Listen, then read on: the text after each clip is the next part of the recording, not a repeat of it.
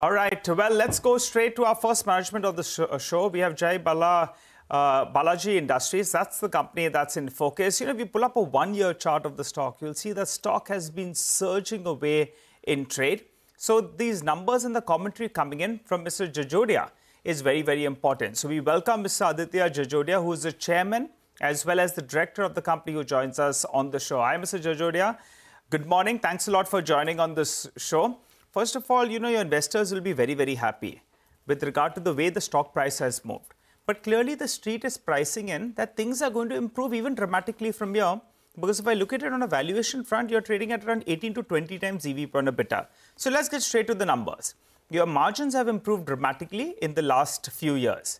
Could you give us the guidance for FY25? How do you see your margin shape up? Point number one. And point number two, value-added products as a percentage of your sales. What is it and where is it headed? First of all, thank you, Nigel, for the very nice comments. Thank you so much.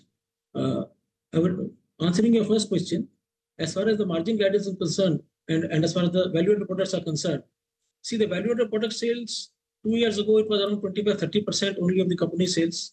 This year, it has come up to 50%. Over the next 18 months, it is going to be more than 80-85%. Maybe in the next year, it is going to be more than 75%. So when we say value-added products, we mean ductile iron pipes and we mean specialized ferroalloys.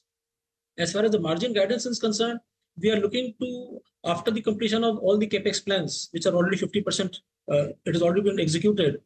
We are looking at a margin guidance of around 18 to 20% on the sales. If you could tell us a little more about your capex plans, you said it's 50% done.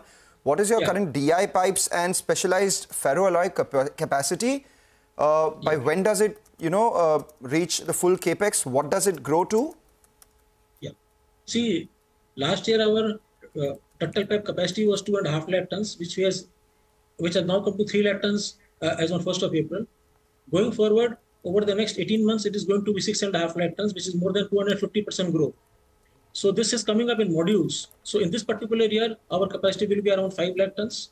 And in the first quarter of next year, it is going to be around 6.5 lakh tons. As far as the specialized ferroalloy business is concerned, along with all the generic ferroalloys also, our capacity currently it is around 1,30,000 tons. And this over the next 8 to 9 months will be increased to 1,90,000 tons.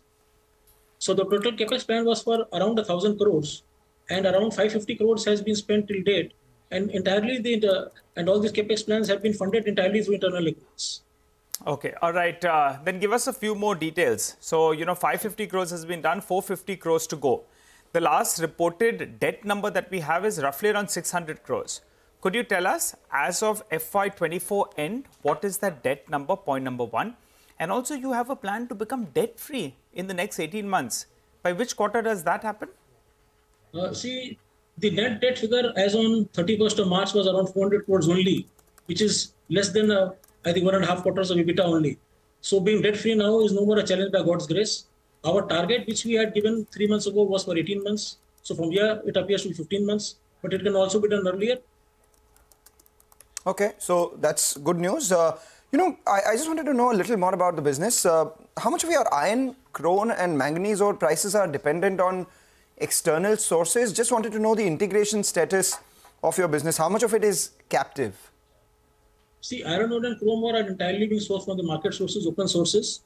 So these are being sourced from the Odisha Mines, Odisha Mining Corporation, from Odisha Mining Corporation mainly, and also from the private miners, where the prices are fluctuating on a monthly basis. So that is the way most of the players in our segment operate. And in our segment, as to my knowledge, none of the players have their own any captive iron ore mines. Okay, the reason why we are asking you this is because the ore prices are moving up. So the ore prices move up. Do you think it will be a risk to your margin profile? There's a bit of a scarcity as well that's taking place. Case in point being manganese or manganese ore. MOIL is a listed company, and we understand that they're bracing for maybe a possible another price increase at the start of May. Or even if we look at ferrochrome, IMFA, chrome ore is in short supply from South Africa itself. So that's why my colleague asked you that. You don't see a risk because of the pricing, input cost pricing, as well as scarcity, that it could have an impact on your margins? Yeah, I just answered that. See, we are not using manganese ore because we are making ferrochrome. And as far as ferrochrome is concerned, so we have a long-term tie-up with Tata Steel also. We have and we are buying from OMC also. So see, but when we are selling our product prices are determined on the prices of raw material also. Normally, in the products which we are making, there is a lead lag time effect in the products which we are manufacturing. In case the prices of chrome ore is to grow up, then automatically the prices of the alloy also will go up. Maybe there will be a lead lag effect. Similarly, if the prices of chrome ore are to come down, they will come down. So as far as the pricing is concerned, the pricing is always factored in the margins. That is why the focus on the value-added products, so that the sensitivity of the price increases, or this is not going to impact us. Same for iron. You said you have, right, you said you have a long-term supply agreement. When are these rates revised typically? How long is it, tied in for? See, the supply agreements when we have for the purchase of raw materials, the prices are always, the agreements are for the quantity. Prices are always variable as per the indexes. Similarly, for the sales side, in case we are supplying something to one of the parties on a long-term agreement, so the long-term agreement means that we are fixed for the quantity, but then the prices are always varying as per the index. But since we are making making value-added products and we are making niche products, so here the sensitivity, again I'm repeating, the sensitivity of the raw material prices, it is much lesser as when compared to a commodity play. Okay, all right, Mr. Jajodia. I'm looking at your numbers, and as I mentioned at the start of the interview, things have to improve dramatically from here on. And as you have been, meeting analysts and talking about Jai Balaji 2.0, so you've given us a broad insight into that. Now, post this entire capex spend that you're talking about, 500 crores odd, which is total of around 1,000 crores, what should the rough revenues look like of the company at optimal levels going by current prices? Margins we have got, 18 to 20% is where you want to head. But what will the revenue potential be?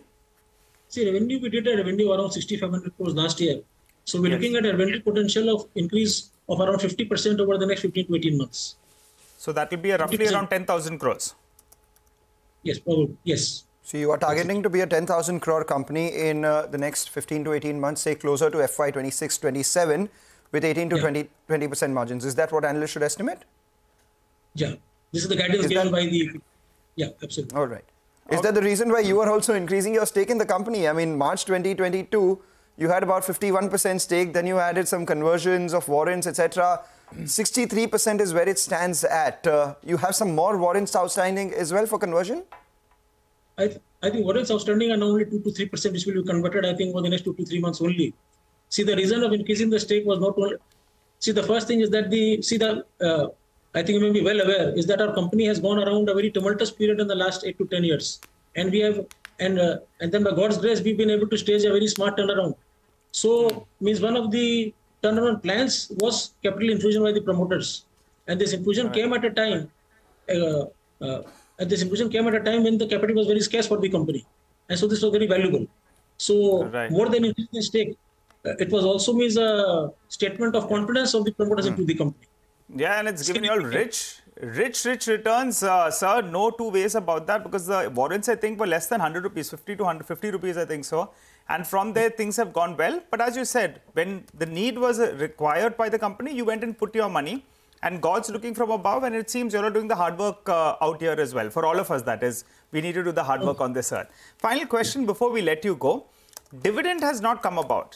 Company is turning around, but you haven't paid dividend for the last many years. So could you tell us, about any dividend policy that you could introduce, point number one?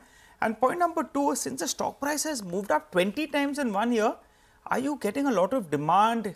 Good notable names are asking about your company? I will answer both your questions. As far as the dividend policy is concerned, we just closed our annual accounts. Again, I'm repeating that these numbers means this revival plan has happened only over the last 2 to 3 years. So the company till last year was not in a position to pay dividends. Since we have the capex plan, and again I'm repeating, it has been done entirely by internal accruals, not a single paisa of new debt coming in. And when the aim is to be debt free. So for this particular year, we have not paid any dividend. But in the forthcoming years, obviously, we'll be looking at it, examining it extremely closely, and we'll be very happy to pay it also. Number one. Okay. Number two, coming to the investor demand. As far as the investor demand is concerned, yes, means after the recognition of the company's, I will say, results, and after the infusion in the MSCI index as well as the FTSE index, so iske baad what has happened is that many investors have come in exactly, and reputable name like UBS, RD, etc., they have also taken interest in the company. Many notables. All right, Mr. Jajodia, you know, we have been, we invite companies who have some kind of institutional holding, particularly when the stock price goes up in a particular manner. And good to hear that some institutions as well are part of the list. We're going to hold you on these numbers with regard to your guidance that you've given going ahead. But 10,000 crores of revenues by FY 26-27, we are going to track you at that. Appreciate you joining in on the show. I'm just checking the number. Approximately 55 institutions have so far taken position in the company. Though the positions are not very large, but the interest has been shown in the company by around 55 institutions. Got that. Ultimately, financials will determine things. So thanks a lot for joining in and giving us all those details. Let's